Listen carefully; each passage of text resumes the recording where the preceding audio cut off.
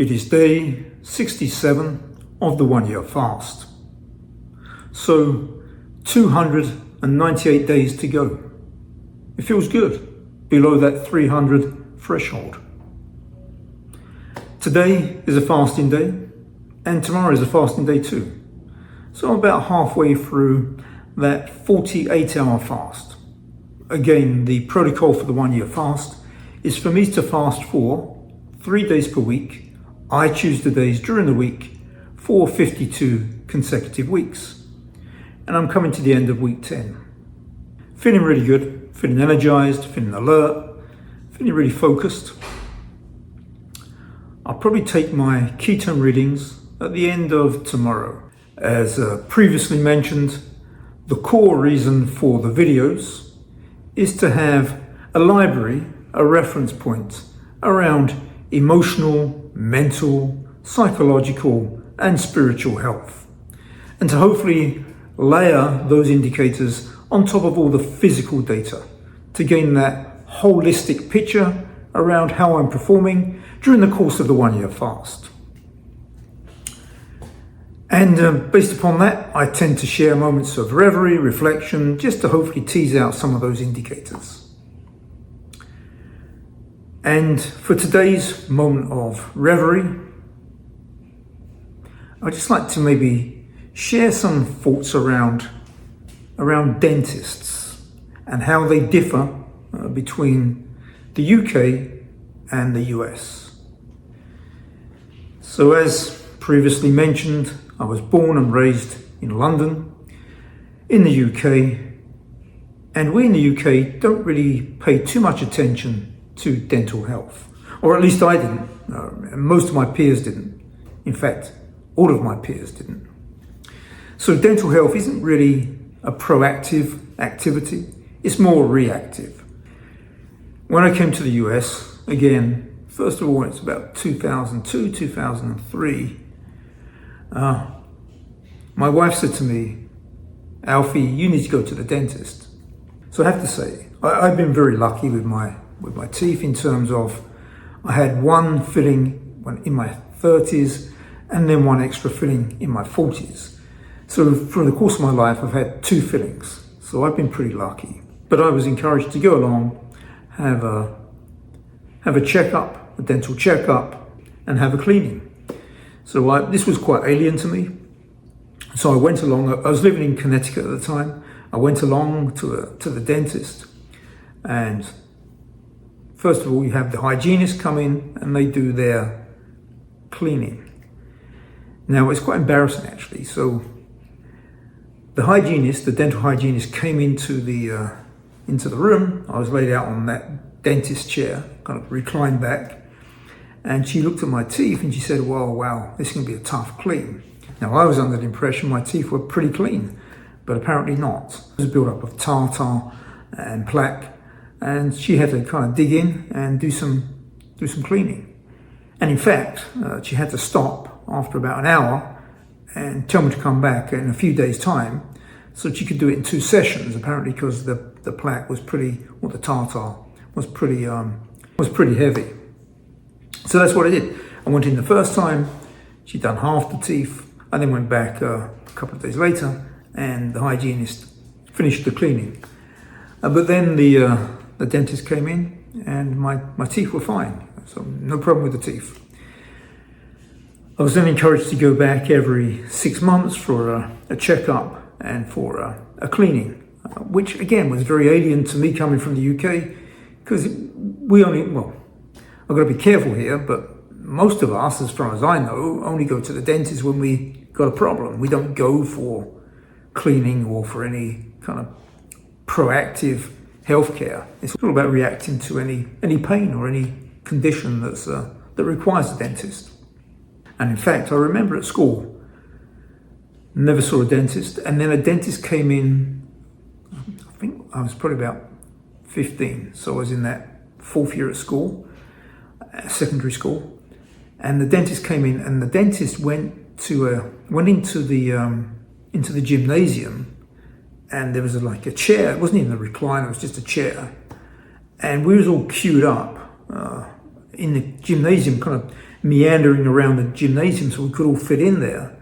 And then one at a time, there must have been over 200 children, we went up to the dentist, and the dentist just prodded around with one of those, those wooden sticks and just pushing your tongue down, looking around your teeth. I remember thinking, this is so alien to me as somebody in England. We just don't do this.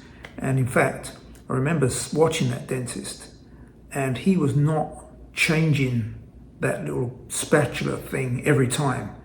And when he came up to me, I said, I don't want that spatula, thank you. Just open my mouth, you can look inside. If you can see any problems, let me know. And that was my only experience of a dentist until I got to my 30s, when I did need a filling.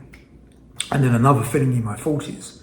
I've been pretty lucky when it comes to the dentist. But again, I just wanted to kind of highlight the chasm of difference between the UK, where it's all reactive to any dental requirements. And again, I'm not aware of anybody that goes for a regular dental cleansing. And in the US, where most people would go along for a regular checkup at the dentist, maybe every 6 months, and also have a cleaning every 6 months. So there's definitely a difference between the two. And of course, us English, we have this stereotype of being people with pretty bad teeth. And maybe that's the reason, I'm not sure. So there's definitely a chasm of difference between the US and the UK when it comes to dental care and dental, I guess, hygiene. Brings me to the conversation around brushing your teeth, toothpaste, and fasting. Can you use the toothpaste whilst you're fasting? And the answer is yes, of course you can. There's no reason why you can't brush your teeth when you fast. There's probably less reason to, because you're not eating, but still, you should brush your teeth at least twice a day. I've actually got a web page on oneyearfast.com that talks about toothpaste, dental care, and fasting. A bit of an abstract, I guess, conversation, but it's there on the 1 Year Fast. So yeah, that's my reverie for today. The difference between dental care and dental hygiene in the US as opposed to the UK.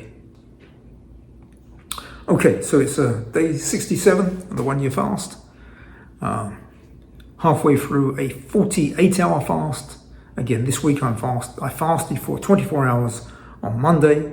I'm fasting today and tomorrow for 48 hours, and that'll be my 3 days for this week. Next week I'm going to separate the days completely. So I'm going to do a fast on Monday, Wednesday, and Friday. So next week, it's going to be week 11, 3 24-hour fasts. And there's a reason for that. So the subsequent week, week 12, I'm going to fast on Thursday, Friday, and Saturday. Then on week 13, I'm going to fast on Sunday, Monday, and Tuesday. So week 12 and week 13, they will be combined into a full 6-day fast. So we're going to get into that place of being 144 hours of fasting between week 12 and week 13. So again, next week, 3 24-hour fasts, Monday, Wednesday, and Friday. That's week 11. The following week, the subsequent week to that, week 12, I'm going to fast on Thursday, Friday, and Saturday. Then the subsequent week to that, which will be week 13, I'm going to fast on Sunday, Monday, and Tuesday. So a combined 6-day fast. And that'll be the longest fast I can do within the protocol of the 1 Year Fast. And that'd be really interesting in terms of looking at the ketone readings after 72 hours, again after 96 hours, again after 120 hours, and then as I get to the end of that 6-day fast, coming up to that 144-hour mark. So it'd be quite interesting just to look at the breath-based and the blood-based ketone readings at that stage. And then as I get to the end of that week, week 13, that's when I will be going for my next VO2 max appointment, and also for my next DEXA scan. So yeah, lots of interesting moments coming up during the course of the next 3 weeks that should feed some really nice data into the dashboard. I want to build out as much physical data as I can, and then layer on top emotional, psychological, mental, and spiritual indicators, data, for that holistic picture. And then hopefully come the end of the 1 year fast, God willing, of course, I make it that far, we're going to have some really good data to dig into, to perform some analysis, to come up with some kind of conclusions, whether the 1 year fast is effective and beneficial, or to the contrary, is not too beneficial. So yeah, hopefully we can be objective in terms of having all the data to provide that insight.